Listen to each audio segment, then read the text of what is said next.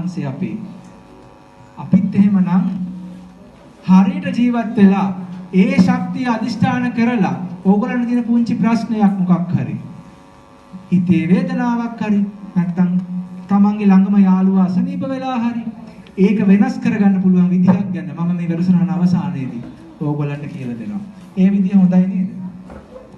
එහෙමනම් අපි හැමතිස්සෙම ධර්මයත් එක්ක ජීවත් වෙන්න ඕනේ. ධර්මය කියන්නේ බුද්ධ ධර්මය වගේම ස්වභාව ධර්මය. බුදුහාමුදුරෝ දේශනා කළේ මේ ලෝකෙ මේ නැති දෙයක් ගැන නෙමෙයි ස්වභාව ධර්මය ගැන. ස්වභාව ධර්මයත් එක්ක ජීවත් වෙන්න. මේ ගහකොළ අපිට හේවන දෙනවා වගේ අපි මේ ගහකොළට ආදරය කරන්න ඕනේ. මේ සතා සිව්පාව අපිත් එක්ක එකට ජීවත් වෙන්න අපේ ඥාතිවරු සංසාරයේ අම්මලා තාත්තලා සහෝදර සහෝදරියෝ. ඒවා ඉන්නේ කන්න නෙමෙයි. දැන් සමහරු කියනවා කරදරයක් ආවම සමහරට ඇවිදගෙන යනවා. කානුවකට කකුල වැටලා කකුල කැඩෙනවා. ඔන්න කියනවා මම කාටවත් කරදරයක් කරන්නේ නැහැ. හැබැයි මගේ කකුල කැඩුණානේ කියනවා. කරදර කරන හැටි බලා ගන්න පුළුවන් කන වේලාවට බත් එක දිහා බැලුවා. කට අරගෙන මාළුවෙක් මෙරලා ඉන්නවා බත් එකේ. මස් කෑල්ලක් තියෙනවා. එතකොට අපේ දෙවෙනි සිල්පදේ මොකක්ද?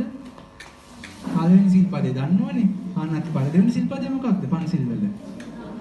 ඒක රාජින්නා දාන වේරමණී සික්ඛාපද සමාදේ දෙවෙනි සිල්පදේ නොදුන් දේ නොගනිමි. කුකුලා මේ පැන්නද දුවන මාව මරාපිය මාව බෙල්ල කපලා කාපන් කියලා පැන්නද මේ දංගෙඩියට එහෙනම් ඒක දුන්නු දෙයක්ද නොදුන්නු දෙයක්ද බලෙන් යාව බෙල්ල කපලා මරන්නේ